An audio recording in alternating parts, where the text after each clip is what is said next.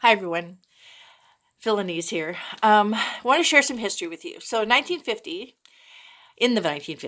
a man named Theodore Geisel wrote some stories. He hadn't written any stories yet, and this was some of his first stories um, to be published in a Red Book magazine. And my mother saw them and tore them out to keep them to tell us. She liked to read us stories. And years later, my older sister, did this story as an oral interpretation. And I also did it, and my younger sister did it. And so it's kind of a family thing.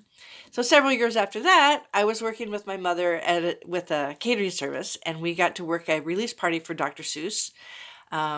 He was a very interesting man. He was very tall and thin, a lot like the characters you see drawn of little boys. And he really loved writing children's stories, but children made him nervous. He didn't like to be around children. So he was very interesting. But I got to tell him about how much I love this story and how we had done it as an oral interp. And he said, I don't think I even have that on in a book anywhere or written down anywhere. And I said, well, I would love to give it back to you. And so I wrote it down and I gave it back to him. Now I found out that someone has gone to look for these old stories and has published them all together in a book form, which I'm not going to look for. But at that time, there was no book. So right now, I would love to share with you Marco Comes Late by Dr. Seuss. Marco Comes Late is about a little boy who is always late for school, and he's very imaginative, as you'll find out. Marco came late today, though it's nothing new. Marco always comes late. And today, Miss Block, his teacher, decides to talk to him about it. Young man, said Miss Block, it's 11 o'clock. This school begins promptly at 8:45. Why, this is a terrible time to arrive. What's wrong with you, boy? Is your head made of wood? Why didn't you come just as fast as you could? What is your excuse? It had better be good. Well, Marco stuttered. You see, it's like this. Something happened to me. This morning, Miss Block, when I left home for school, I hurried off early according to rule, and I said to myself at 8:15, I must not, I dare not, I shall not be late. I'll be the first pupil into my seat. Then bang! Something happened on Mulberry Street. I heard a quick peep, and I took a quick look. And you know what I saw with that look that I took? A bird laid an egg on my arithmetic book. I didn't believe it, Miss Block, but it's true. I looked, and I didn't know quite what to do. I didn't dare run, and I didn't dare walk, and I didn't dare sneeze, and I didn't dare cough, and I didn't dare laugh, and I didn't dare talk because if I did, I would knock the egg off. So I stood there stock still, and it worried me pink.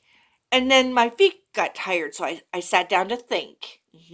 And while I was thinking down there on the ground, I saw something move, and I heard the strangest sound of a worm who was having a fight with his wife. The most terrible fight I've heard in my life. The boy worm was saying, that boy should not wait. He dare not. He shall not. He cannot be late. That boy ought to smash that egg right off his head. And then the wife of the worm shouted back, and she said, to smash that dear egg would be terribly cruel. An egg's more important than going to school. An egg is its mother's pride and joy. If he smashes that dear egg, he'll be the world's meanest boy.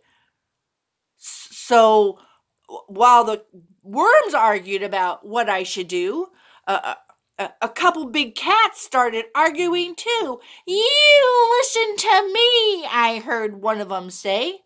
If that boy doesn't get to school right away, Miss Block will be terribly, frightfully mad. That boy gets there late, she will punish the lad. And the other cat snapped, I don't care if she does. That boy should not move. So I stayed where I was with the egg on my head and my heart full of fear and the shouting of cats and worms in my ears. And just when I was wondering when all this would stop, the egg on my head burst apart with a pop, and out of the pieces of red and blue shell came a strange brand new bird, and it said with a yell, "I think, young feller, you've been simply great. But now that I'm hatched, you no longer need wait. So I wish you good luck, and I bid you good day." And that's all he said, and then he fluttered away, and I got up and I ran to school as fast as I could.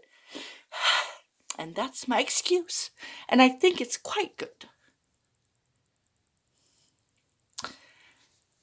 Miss Block didn't speak for a moment or two. Her eyes looked at Marco and looked him clean through. And then she smiled and she said, "Well, that's a very good tale, if it's true. Did all of those things really happen to you?" "Well," Marco stuttered with kind of a squirm, "well, not quite all, I guess. But I did see a worm